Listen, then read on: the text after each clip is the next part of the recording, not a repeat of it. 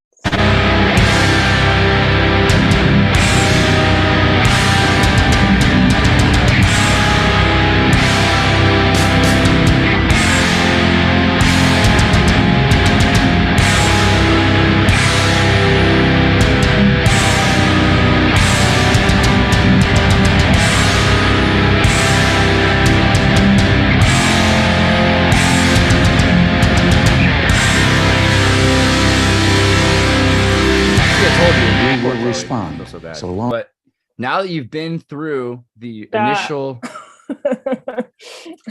it brings us all closer together. Now, you're probably a little thrown off. I'm a little bit more grounded. That helps me. But let's introduce you a little bit better now. So Chloe Valdary, ladies and gentlemen, the theory of enchantment. You fight racism. You help a lot of people with philosophy. How would you go about describing yourself? I was gonna say that's like interesting way to describe it. Yeah, I mean, you're a superhero. Well, that's nice. I don't think I'm that confident to claim the mantle of that, but yeah, Theory of Enchantment is my startup, and we teach people how to fight bigotry and racism, and basically we teach people how to fight when they project what is at the core a kind of self-hatred onto others. Right. Which is how I would describe racism ultimately. So yeah, that's it. So let's get into that for a second. So self-hate seems like a major part of society, right? You see people look at TV and they hate themselves because they're not the thing on TV. Is that related? Is it the same kind of conditioning, or what is it? Well, maybe it plays a role. I mean, obviously there's like a number of combinatorially explosive factors that go into making a human being. So it's not as if like media alone would cause a person to hate themselves. Like if a person is raised with, parents and in a society that reinforces their sense of self-esteem, even if they're interacting with media, that will probably be, it would be limited in terms of the effects that would have on their self-esteem. So you don't have to isolate media as a factor, but like I'm sure it plays a role. For some people, especially now when people are like incentivized to spend hours and hours on social media in particular. Interesting. So basically, it kind of sounds like you're saying that social media does bad things to you, perhaps, but the bigger issue is familial or some sort of tribal self-esteem enforcement. Is that what you mean? You're saying? Well, like, it's not that social media is necessarily bad. Obviously, I use social media. But like, it can't be the only thing that you interface with, and it can't be the only thing that like you use to create your sense of self, because it has like narcissistic tendencies and it incentivizes us to be narcissistic in many ways. So if that's the only feedback loop you have telling you how to become a self or a fully formed self, then that's probably not going to work out. So what's like the more natural approach? Like in nature, we don't use social media as much. We're following each other. Is that what's more natural? I don't know if I'm qualified to answer that question, but I can just say that like it's probably the case that if you grow up in a loving family that like supports you and encourages you to be the best that you can be and like gives you a sense of pursuit of virtuous behavior, like being of service and I don't know, a sense of reverence and awe for something like the divine. I would say like those two things largely expressed might help a person develop into a whole human being and a healthy human being. So I mean, you got a lot of people though that are not this way, and it seems like perpetually, generationally, it's getting worse. And you're trying to help these people. Why? What's the benefit of getting? I mean, because racist, they're boring, right? What are you going to do with them? How are you going to make them better? Are they better people underneath all that? Well, I just think that like we live in a society that's super polarized. Sorry, if people hear me smacking, that's because I'm chewing halls. Not because my throat hurts, but because they taste really nice. That's actually a quote from Alex Jones. Good job. Oh, is it? Amazing. No, I mean, like we live in a polarized society, and that's not healthy or good. And I want to live in a healthy society, so that's why I created Theory of Enchantment. Okay, so why is it not healthy to live in a highly polarized, heterodox society? Well, you added that heterodox piece. I sure did. I didn't. That's my favorite part of our society, though. I didn't say it was bad to live in a heterodox society. It's bad to live in a polarized society, because when you live in this polarized society, you live in a like kind of schizophrenic society, which like hasn't integrated like aspects of themselves. So like if you live in a polarized society, let's say like the woke versus the anti-woke, like that's super polarized. Let's take like Chris Rufo versus, I don't know, name someone in the woke space. The problem with that sort of polarization, or the way that polarization manifests, is that Chris Rufo, and I'm not trying to pick on him, I just recently wrote an essay about it, so it's just fresh on my mind. But Chris Rufo tried to promote this thing called the Stop Woke Act in Florida, and it backfired because the judges were like, this infringes free speech, which is ironic because one of the reasons, or freedom of expression as well, one of the reasons why Chris Rufo was pushing back against the woke or against critical race theory or whatever you want to call it is because he believed that it like hindered freedom of expression. And so you have this like weird thing that happens when people in polarized circles fight each other. They start to like imitate each other, and they start to become the very thing that they're trying to fight. And so it just like doesn't make sense, and it becomes incoherent. And then we waste tons of time and energy on this stuff, instead of doing the work of like self-work to become integrated and holistic. And if we did that work, we would realize that like I might not like things that are in woke circles or in anti-woke circles, but those impulses are universal to the human experience. So I'm not gonna try to go about suppressing something that is fundamentally a part of who I am. I'm going to try to get in right relationship with it, which is not quite the same thing.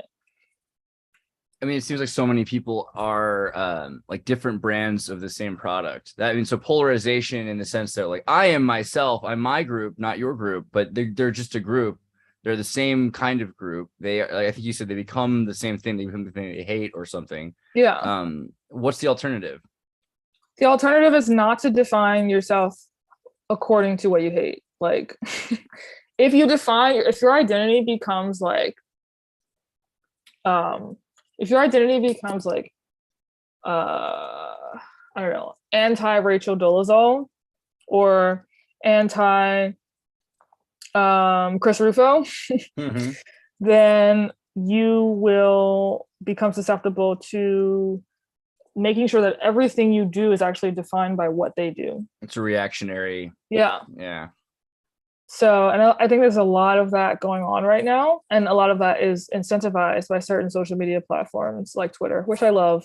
Lord knows I love Twitter, but Twitter incentivizes us to fall into that kind of reactionary loop. Why are they incentivizing it? Is there money to be made in polarizing people, or there's money to be made in capturing people's attention, and people's attention spans are captured by outrage, by anger, by being upset.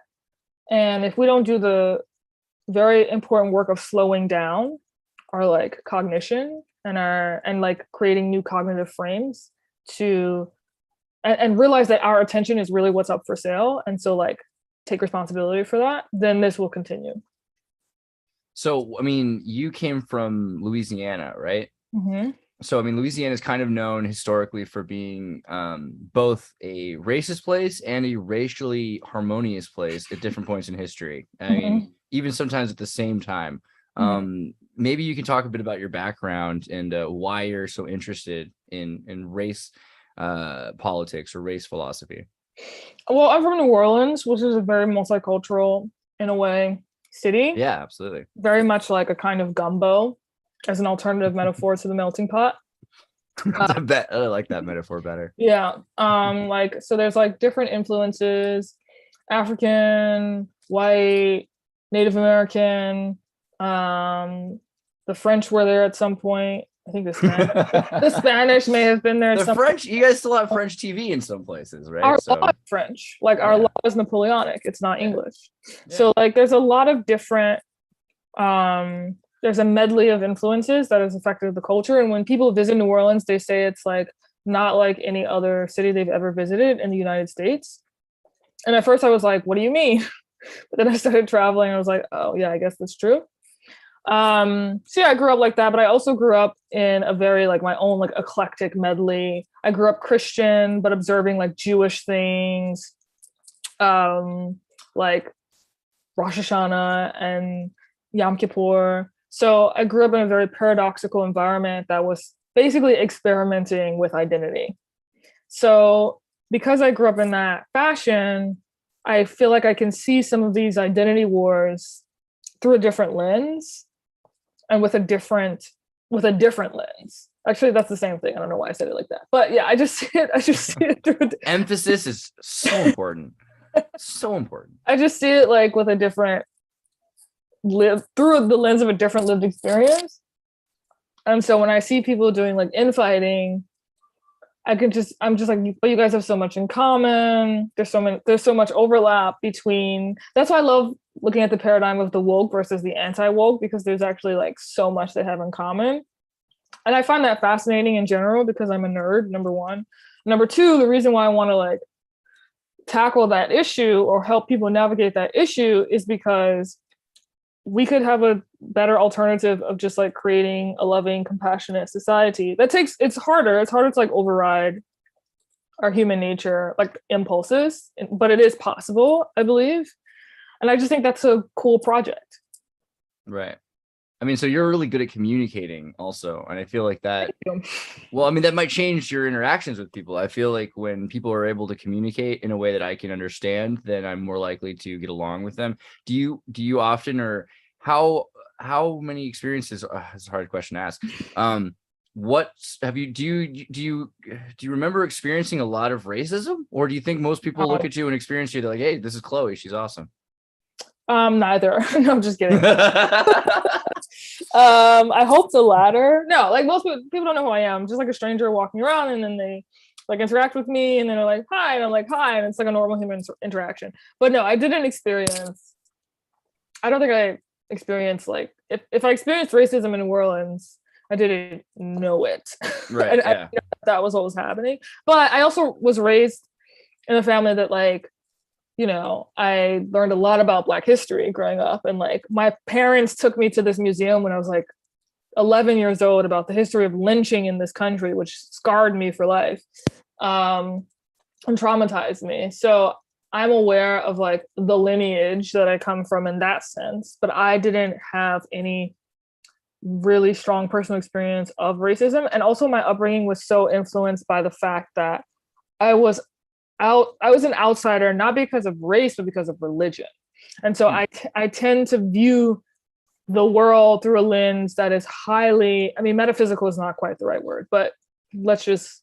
ontological. maybe. Maybe, yeah. Epistemological? There's definitely another word for you. Epistemological. That's it? Epistemologically, yeah. Yeah, I think, yeah. So as a kid, know what we know. Right. I mean, do we? But as a kid, you were taught about American black persecution, that it existed, the African diaspora and everything else like that. Did you learn about American and African history as like separate things? Was African history like even taught at all? Did that matter, or was it just American persecution? No, not really. It was more like the African American experience, particularly. Right. So, I mean, do you think that impacts the African American? Because the African American believes then that they are the product rather than the consequence of African American enslavement, rather than just another step along the story. I don't understand that question. So like right now, the 1619 Project is really pushing the idea that slavery is like the emphasis point and the experience of human trafficking and everything. Whereas I think that's a symptom or a condition. It's something that's happened in history. But if you go back further, that's not, there's a lot of other things that have happened before that in history as well, where Africans were kings, slaves, traders, everything in between, right? I don't think, I mean, I'm projecting, but I don't think that the average African American perceives themselves in the way that the 1619 Project portrays the African American experience. I just like 1619 Project, for all of its pros and cons, is a very academic like project and an academic experience, and which by definition means that it won't be able to fully capture the lived experiences of any people, let alone African Americans. Right. But if there's a focus on victimhood, do you think that makes it harder for there to be growth or progress? Like I think it's wrong to assume, which I have done, but I think it's wrong to assume that like, it's hard for me to answer this question because like on the one hand, is the average person like interfacing with the 1619 Project? No. Is the average Black person interfacing with the 1619 Project and its ideas? Probably not. On the other hand, obviously there are a number of institutions that are impacted by the 1619 Project and will shape their policies according to the 1619 Project. So I'm not sure is the answer to the question. I'm sure it will have some impact, but I've been studying, this is going to sound really pretentious, so I apologize in advance. I've been studying quantum physics. No, that's fair. I'll take that.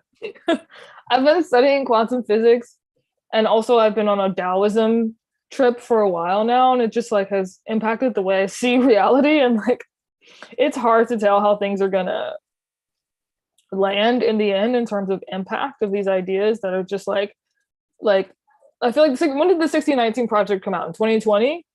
And so it's 2018, 2020. Yeah. Okay, so it's like introduced into the stratosphere, but of course there's like alternatives to the 1619 Project. There's all of these like conversations that have emerged in response to the 1619 Project. So like it's unclear to me what the impact will be, actually.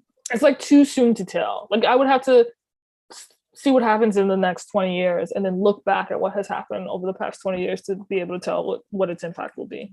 And that's an honest answer. If you think about it, it's going to have a bunch of reactions, and some of them will be going pendulum the other direction. I mean, the We Was Kings movement, honestly, I think but that's like, I don't mean to laugh because I know it sounds funny because we've turned it into a funny thing, but no, legitimately, there were a lot of matriarchies and patriarchies and kingships and queenships existing in Africa. So that is kind of technically what exists before the 1619 Project.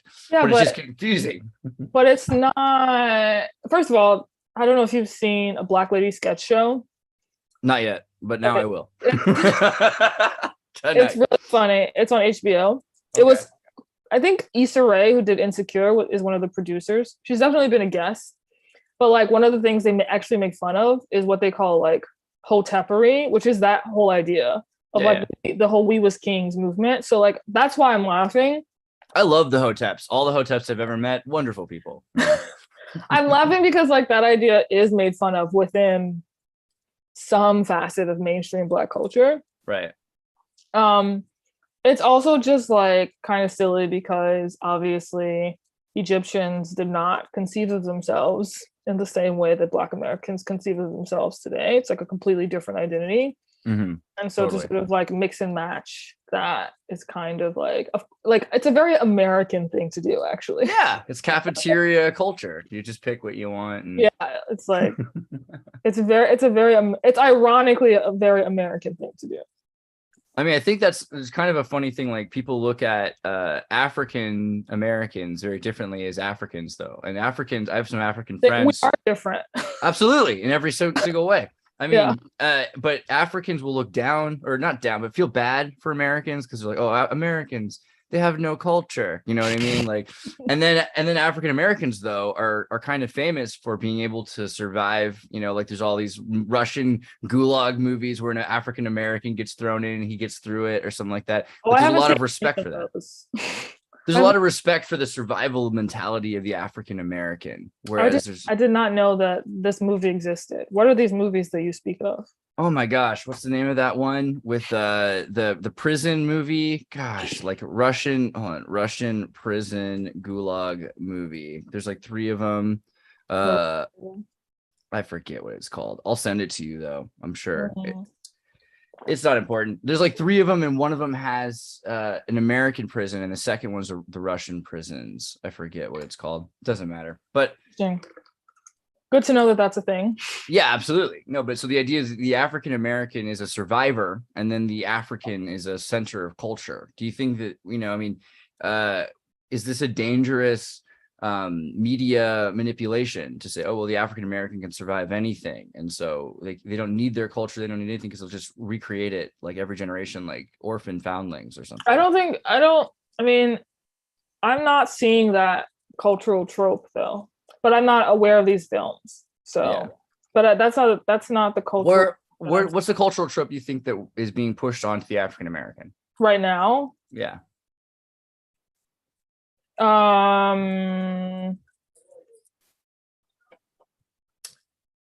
don't know. That's such a difficult question. I mean, like I do think that there's like a corporatizing of like Blackness happening. Yeah. And you see this in shows like Blackish, which started out cool, but then like got really stupid in my opinion. And also like the same producer of that show did another show afterwards called Black as Fuck. Sorry, can we curse on this podcast? Might as well. At this point, we're here. And then it was like even worse. It was like overwrought with this kind of like corporatized idea of Black identity. So I think that's definitely something that's happening in the culture. So corporatized Black identity, the BET, Oprah, Black. What do you mean by? No, like, have you seen Blackish? Not yet. No. Okay. Well, how do I describe it? Have you seen A Different World? Do you know what A Different World is? Okay. Yeah. So it's not like that. Like I love that show. I love A Different World. Like A Different World was like a real show about real issues where like Black people were going to an HBCU and they were having a college experience, and it was like in this container, but like real issues would come up and there would be debates. There would be like debates about like Malcolm X versus King, or like do we believe in interracial dating? Like all these different interesting topics were like parsed and debated and given real or treated with the kind of seriousness that they deserve. Whereas like Blackish is like the main character, I forgot his name, but he'll just like go like have a whole monologue in the middle of the show about how like white people suck and persecuted us, and that's that. And it's just like so it feels inauthentic to me. So that's what I mean by the corporatization. Like it's like this kind of way of being on social media that you may have seen where like people are like, I need to check my white people today, or like I need to call out the white people and how they put like it's like a script that people continuously repeat and have repeated since 2020 apparently. And that is like it's not in vogue everywhere, and I think it is maybe changing in some ways, I hope, but it's definitely widespread. I mean, when I think of the corporatism, I can think of like so many shows in America for Italian Americans in the 50s that were upset that they weren't getting paid as much as the other by the corporation. And the Irish American show, and then there's the Black American show. Now there's the Asian American shows doing the same thing, but it's about trying to be a white collar character in America. That's interesting. Yeah, that's an interesting observation. Yeah, like there's no working class. Right. And this idea of white, though, being associated with the collar, because it's like, what do you think about this also, that racism is an Americanism? Is racism the way it is today? Did that really exist centuries ago? Or did we seem to look at each other like, oh, well, you're Christian or you're Muslim or you're from this place or you're from this part of town? But white as a concept, like Irish were not happy with Italians, and vice versa, and blacks were all blacks considering each other blacks. I mean, that's a new yeah, it's definitely like yes and no, right? Like on some level what you're saying is correct. On another level, like American immigration policy was like very much like, we want these Europeans as opposed to those Europeans, and so even then they were operating according to like a concept of whiteness or whatever, in that sense. But it's definitely changed over time. And by corporatization, just to clarify, I don't mean like people wanting to get paid for like producing content. I mean the way in which a corporation requires data from massive amounts of people in order to create a kind of conglomerated identity they can then market. That's what I mean by corporatization. And it's like, that requires the reduction of Black identity to like a single monolithic thing, which is actually terrible for Black culture. But it was a great sentence. The reduction of the African American into a monolithic thing. I mean, that is highly relatable on a lot of levels. I mean, just everything being turned into a singular. So the theory of enchantment is an amazing idea. What is that idea, and why did you come up with it? So the theory of enchantment is basically like this idea that we should take what Dr. King said seriously, specifically. Which part? Yeah. Specifically his whole ideas around agape love, which is a Christian term, which basically means unconditional love. And it's this idea that like, if you want to combat bigotry, you actually have to learn how to love. And if you want to learn how to love, that requires a kind of self-purification, which, by the way, is one of the 4 things Dr. King said was required if you wanted to do a successful campaign. So theory of enchantment is based on that, and it has 3 principles: treat people like human beings, not political abstractions; criticize to uplift and empower, not to tear down or destroy; and try to root everything you do in love and compassion. Again, derived from this idea that like, when you are a supremacist, or when you have supremacist tendencies, which by the way, we all have them, you are overcompensating for some deep-seated sense of insecurity. You are projecting a facade of like, I'm better than you, blah, blah, blah, when actually the reason why you're projecting that is because deep down you feel insecure and you feel like you have to compensate for that. So if you can work on yourself, and if you can get in right relationship with your full complexity, the things you like about yourself and the things you don't like about yourself, then you will be more likely to see your own diversity as a source of wonder as opposed to a source of threat. And then in turn, you will be able to see diversity in the other as a source of wonder instead of as a threat. That's the hypothesis. So what is the difference between, I mean, there must be a huge one, between a supremacist and a perfectionist, right? Oh, this is an interesting question. So what do you, right? What do you mean by a perfectionist? Right. So someone who doesn't think that they're supreme, or that something isn't necessarily supreme, but that it can be perfected. And so they're working towards perfecting it. They still have the humility of acknowledging that the reason that they are, they're insecure, So again, sorry to sound like a broken record, but what do you mean by perfection? Because if you really want me to get into this, I'm going to have to like, okay, well, that's a better stories of European history to unpack this question. Yeah, actually, I'd turn it around on you. What do you think perfection is? Oh, come on. No, you can't do that. You presented the paradigm. Well, because that's the thing. It's a unique plastic paradigm. Every person has their own subjective idea of perfection, right? Unless you're saying that there's an objective perfection, which is very Aristotelian. You're telling me then we're talking about symmetry and quantum symmetry. That's what I mean. Like, are you oh, maybe we're talking about building quantum symmetry. If there's a point where everything is so perfect that there's less entropy and more love and people aren't hurting each other or something like that. But the point is the same at that point. Perfectionism is we're not here yet and we're reaching towards this goal, right? So the Jungians make a distinction between perfection and wholeness. Jungians argue, and I agree with this, that Christendom and Christian society has had this unhealthy obsession with perfection for a long time. And a result of being obsessed with perfection has been a kind of schizophrenia, right, in which society or people in society become split, right? So they will say everything over here is good, everything over here is bad, as opposed to realizing that like everything has good and bad in it. So the danger, insofar as I see it, with like having this belief in perfection, is that you become a kind of schizophrenic personality where you don't understand that like what you should seek is not perfection but wholeness, which is integration of all of your different parts into a whole being. And so yeah, I think actually there probably is a connection between perfectionism and supremacy in that sense, in the sense that supremacy is a schizophrenic kind of byproduct of believing in perfection, arguably. So with the theory of enchantment working towards wholeness and integration, what do you think is the process for someone, walk me through how the theory of enchantment is worked on and practice for a person? So we have workshops, and we also have an online course. I can talk about the online course because I think that's the most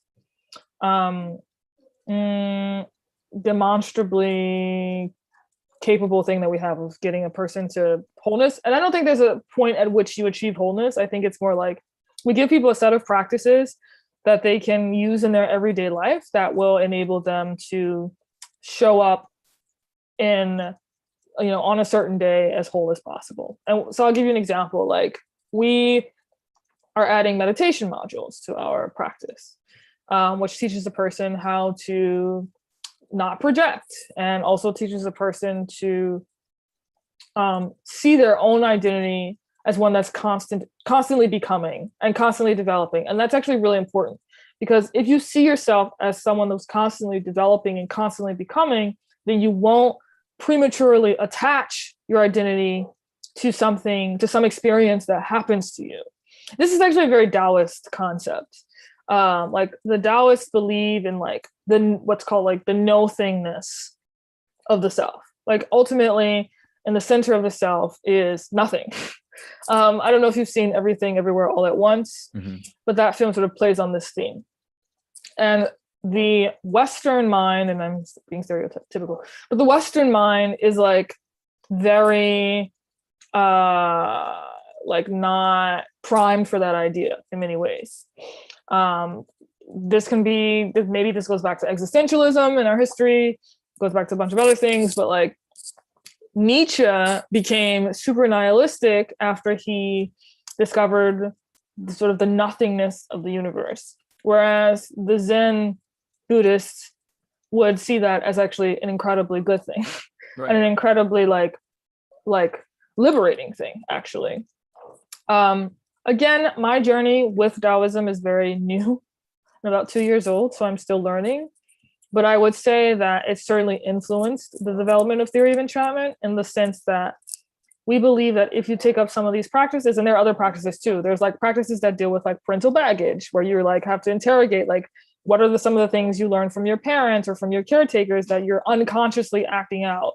Like how have you internalized voices from your parents that have actually become an authority figure for you internally, and maybe you're not realizing that. So we believe that like if a person can develop that sense of self, then they will be less likely to cling to good or bad, cling to heaven or hell, and they will be far more centered and will be able to act from that place of centeredness. And this is very useful if, for example, you are confronted with a bigot, which is what happened obviously during the civil rights movement, where people were like protesting segregation, but like really being clear about not wanting to violently attack those people who are being racist. You can't do that unless you work on your cognition and you work on your sense of embodiment, and you have like a practice that you hold to, which many of the civil rights leaders had that practice. Let's emphasize this point of nihilism and the no thing for a second. So, I mean, Jung and Lao Tzu, but also like even Schauberger, right? So I don't know Schauberger. You'll have to tell or me. wait, which one am I thinking of? Got nihilist philosopher, like super cynical nihilist philosopher. I have no idea. Oh my God, what have I done? My brain. It's okay, continue. So Schroeder, no, I forget. Anyway, Not sure. nihilism sounds like a terrible thing because you're like, oh, there's nothing there. But the point is that it's a liberating concept because all of a sudden you can be yourself. Let's use nihilism as the example of what happens when we interact from a nihilist place that can be constructive. How is that not a pessimistic, sad? There's nothing there. Like, why is it a beneficial, liberating experience?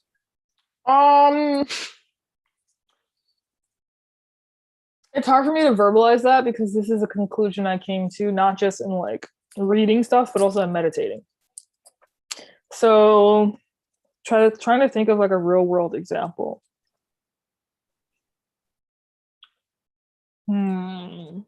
Why is that liberating? I'm trying to think of a scenario.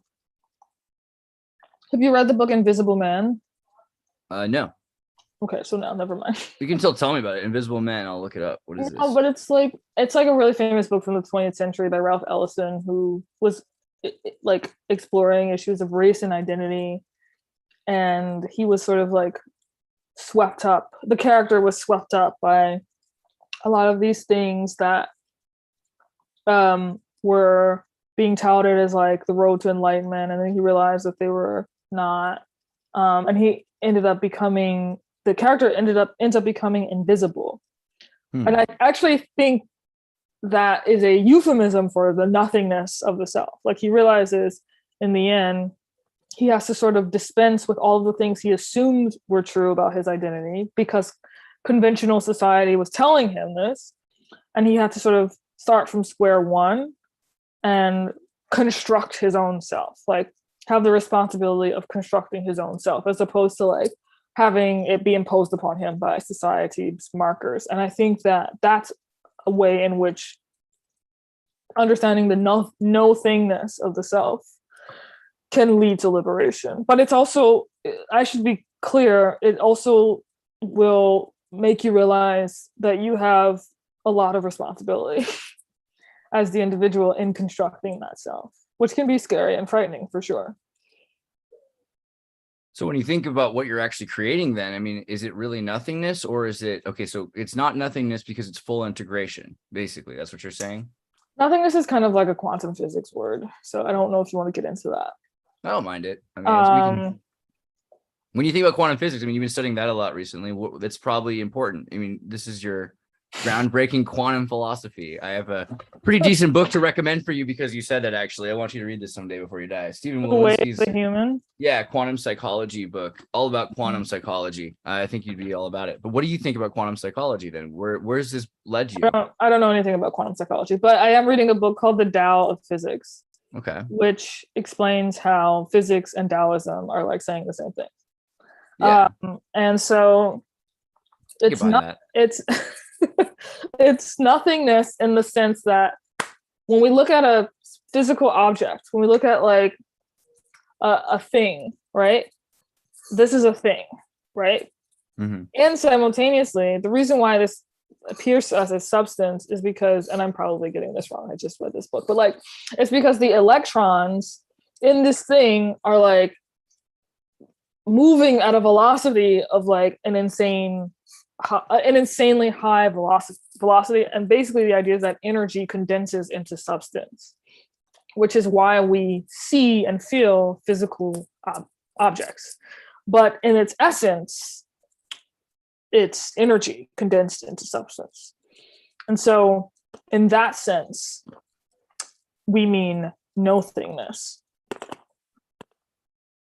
I don't know how helpful that is. But no, that's useful because you think about like, is a chair? Well, it's a chair once I sit in it, right? That's the ontological. Right. There's a relational piece. Right. So like, I mean, everything in quantum physics is relational. Like there is no separate observer. So do you become the no thing when you lose relationship or when you complete relationship? When you complete relationship. But at that point, aren't you so many things to so many people? Yes, but you're constant. There's no fixedness to it, is the point. Like, it's not a static thing. It's a constantly dynamic, perpetually changing thing. Have you okay. Jordan Peterson's Maps of Meaning? Yeah, of course. Okay, so you know the picture where he has the Buddha transcending like infinitely? It's like that. It's like we are constantly, even though we are material beings who will one day die, we also have this transcendent function where we can constantly transcend our previous selves. And in that sense, it's nothingness. There's a super chat from Venice Beach Dub Club, Seth, which we love, saying, I will never be found, quote, I will never be found at an anti-war rally, only one that is pro-peace, end quote. Mother Teresa, take what you like from her and leave the rest. I mean, so this is an important idea, though. Semantics. Are we focusing on anti-racism, or are we focusing on the theory of enchantment? I mean, you don't call it an anti-racist thing exactly. Yeah, do you? I do. Okay, and why? Yes, because think about it from, again, like not clinging to any identity. It's like, yes, it's true that a lot of organizations that identify themselves as anti-racist are like problematic, but the term is just a term in and of itself. It means whatever we want it to mean. And so the fact of the matter is that as of 2020, there are organizations attracted to this idea of anti-racism. Why wouldn't I just create a program that's incredible and call it an anti-racism training? And it is an anti-racism training insofar as racism is the product of a lack of wholeness. I see where that's pretty sneaky, but I like it. So, but the thing is, there's so many people that are sexist. There's so many people that are in there's all kinds of stereotypical prejudices that exist. I mean, yeah. I think you're weird because you're from the East Coast. You know what I mean? Like, so not really, but I mean, if that was East Coast, but yeah. Well, I mean, but New Orleans is, that's different, right? There's something like that. Like, I could have all kinds of reasons to have a problem understanding you. But we're calling it racism. Why is racism the fundamental focus? I mean, you said you didn't even really experience that much racism. Racism is the fundamental focus because even though as a human being, I am a transcendent being, I'm also of the fleshly realm, and I need like a material container with which to communicate to people. And racism is a form of bigotry that is on a lot of people's minds today, and especially as of 2020, and there's good reason for that. Like, I get it. And so why not use what people are interested in tackling as a portal to get them to wholeness, to get us all to wholeness? I include myself in that, by the way. So right, it's definitely a continual journey. I wonder though, then do you think you're going to be expanding it, or when you might start to expand it to be like, in order just to remind people, or do you do that, like remind them, hey, this could be useful for a lot of things? I mean, we'll see. Time will tell. I don't know. I like a lot of people have a short attention span, and can be very difficult to, especially today when our attention is so like easily, bought and sold on the market. It's like Everything Everywhere All at Once is a brilliant movie, but like that's actually very difficult to pull off as a marketing scheme. Good point. All right, you know what? So I'll rephrase that as a whole new question. If you were to do nothing else but to focus on fighting racism, anti-racism for the rest of your life, would you ever run out of work? Why or not? No, I wouldn't run out of work because human nature is solid. That's true. Solid.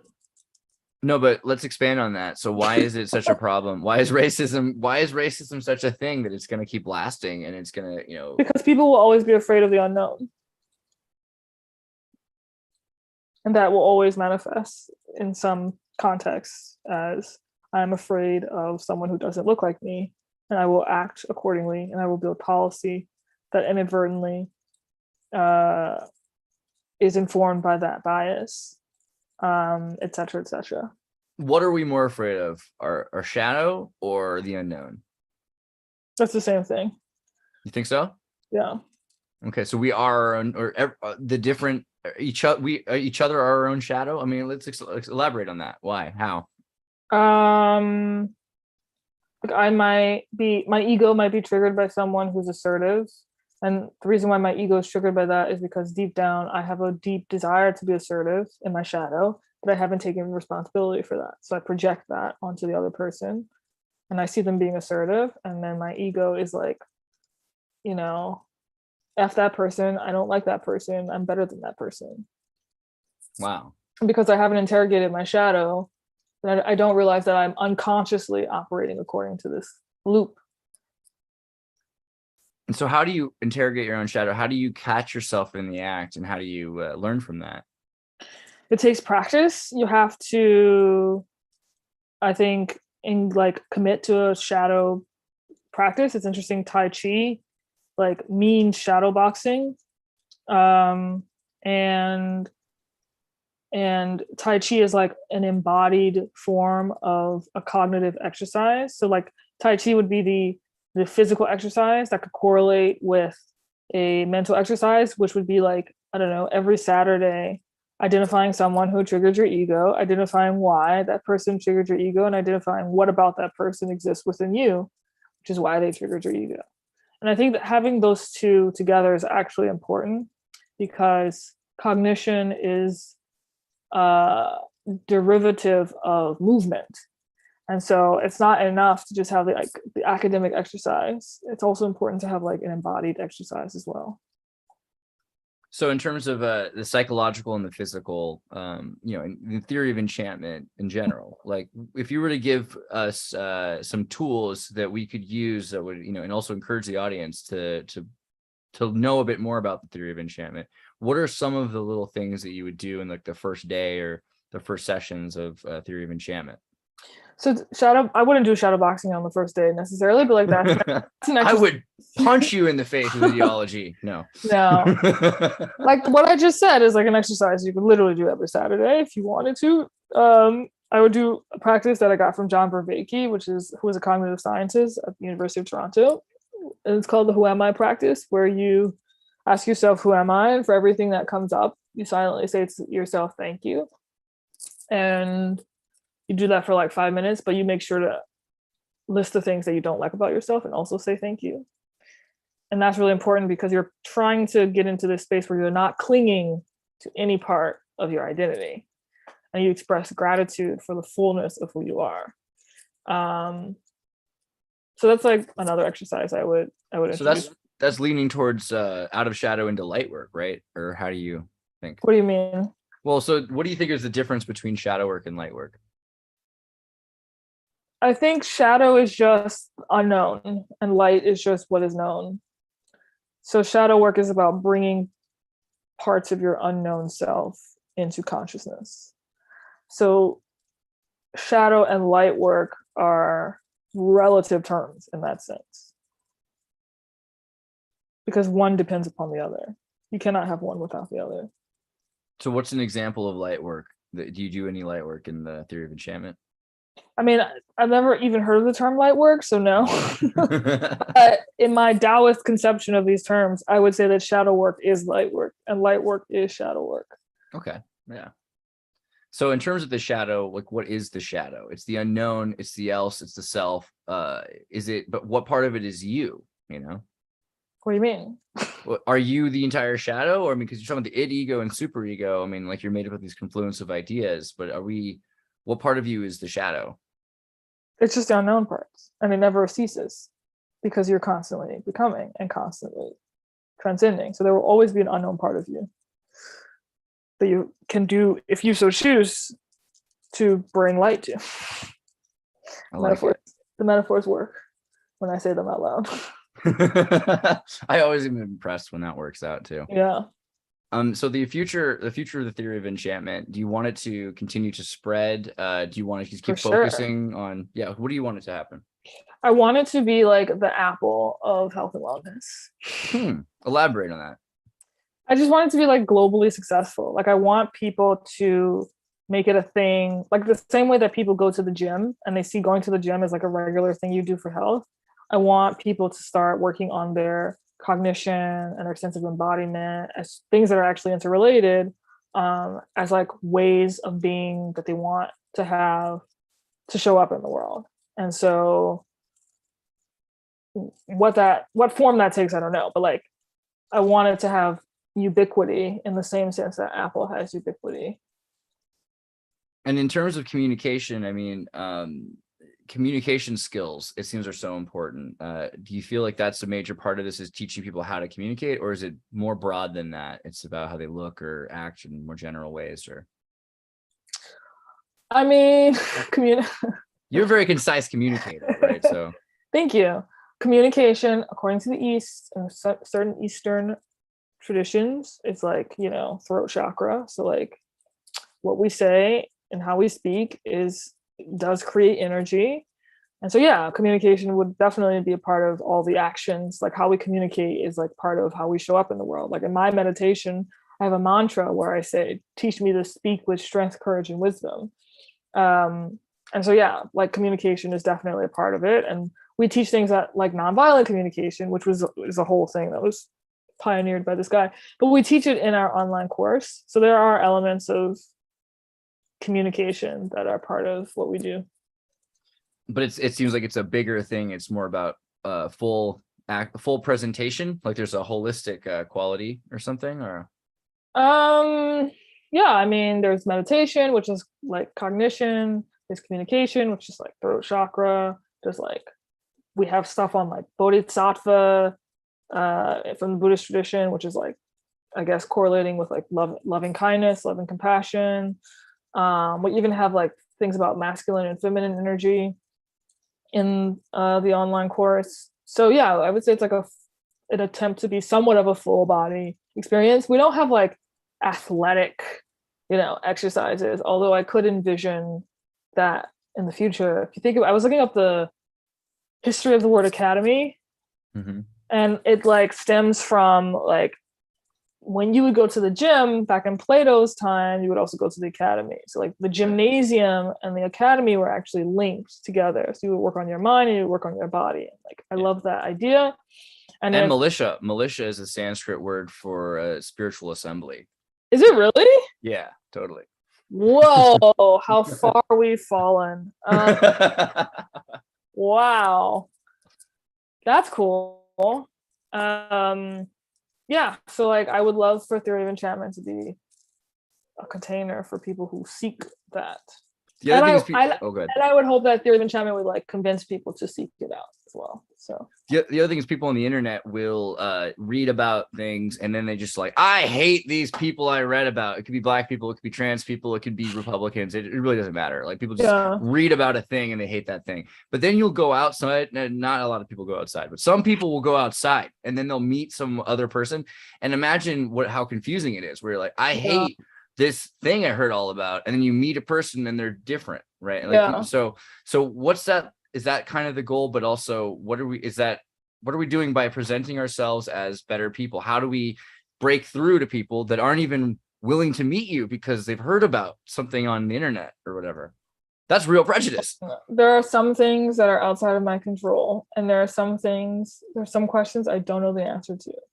All I can say is what I'm doing is a drop in the ocean of drops. And we shall, just like the 1619 project, we shall see what impact it has in the next 100 years. But yeah, I don't know. I hope that those people get some intervention from their family members or their friends, or but I can't control that or you can't stop the prejudicial people, but when you train other people that they're going to interact with, I mean, so you can influence how other people choose to show up in the world, and there's a chance that they might interact with. Quantum physics is also all about probabilities, right? So like there's a chance that those people will interact with the people you're talking about, and we'll see what happens. That's true. Well, okay, this has been awesome. I want you to say, first off, thank you for being here, but also I was gonna say, can you tell us, do I go to the Theory of Enchantment? Is that the best website for people to find your my stuff? Yeah, so you can go on theoryofenchantment.com. I also have a podcast called The Heart Speaks, so check it out. That is the website, theoryofenchantment.com. Get the training, find anti-racism resource, and then also here's the Let's see if podcast. this website works. ChloeValdary.org. Oh, that's epic. I like it. Yeah. There we go.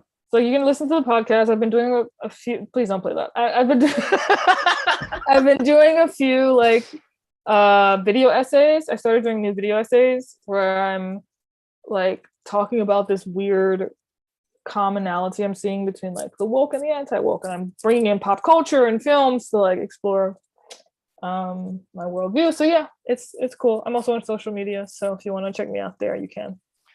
You had to say that. Can I ask you just one last question? Can you talk about woke, anti-woke, and what that meant to you just now? Okay, last thing.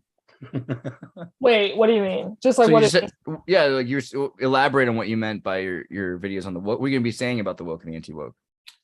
I just did this video called Black Swan and Addiction to Perfection, where I talk about the movie Black Swan with Natalie Portman, and I talk about this book by Marianne Woodman, who is a Jungian scholar, called Addiction to Perfection. And basically, Black Swan is about addiction to perfection. And this is a spoiler, sorry. But the reason why Natalie Portman character has a hard time transforming into the Black Swan is because she doesn't know how to be spontaneous. She doesn't know how to like chill out, right? Because she's addicted to perfection. And then I talk about how addiction to perfection actually shows up when folks like Chris Rufo pursues things like the Stop Woke Act. Because when you're addicted to perfection, you are blind to the fact, in this context at least, you're blind to the fact that like the things that exist in your enemy also exist within you. And you haven't acknowledged that, become aware of it, or gotten into right relationship with it. So one of the clear examples is like Rufo is, I sort of mentioned this earlier, but like he's bothered by the excessive power or excessive obsession with power that exists in quote unquote woke circles. But in advancing the Stop Woke Act, he himself has demonstrated a capacity for excessive power. And if you think that your position is perfect, right? And by perfect here, I mean like absolutely virtuous and blah, blah, blah. If you think that that is the case, then you will be less capable of seeing those blind spots. So that's what the video essay is about. And it's on YouTube and on my Substack and on my podcast. So you can check it out. That's awesome. Yeah, I can't wait to watch that. And you're talking about very important things. So I'm grateful that you took the time to come here today. And everyone who's watching, you can find more from ChloeValdary.org and from theoryofenchantment.com and on your YouTube and on and support her Patreon. That'd be cool. Thank you. Yeah. Thank you for saying that. Well, I'll play that video, and don't worry if you can't handle watching the whole thing again. I won't blame you. All right. See you next time. Peace. See you.